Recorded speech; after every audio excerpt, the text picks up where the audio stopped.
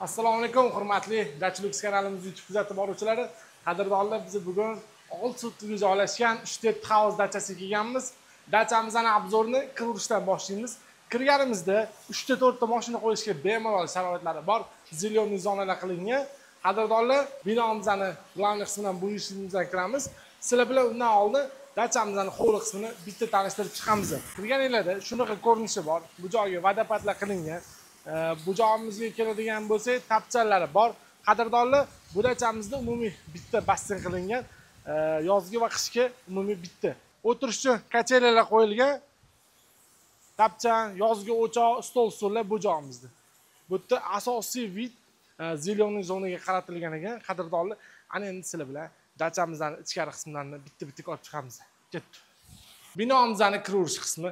Kirganimizda chap tarafimizda yumshoq mebel joylashgan, konditsionerlari, o'ng tarafimizga keladigan bo'lsak, 10 kishilik stol, bu yerda qishki oshxona joylashgan.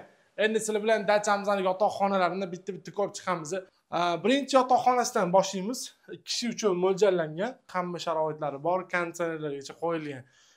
Chiqqanimizda bu yotoqxonamizdan chiqishimiz bilan chap qo'limizda umumiy sanuzel joylashgan.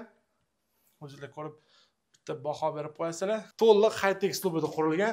Ana endi sizlar bilan dachamizning ikkinchi yotoqxonasini ko'ramiz. Ikkinchi yotoqxonamiz ham kishi uchun mo'ljallangan. Hamma sharoitlari bor.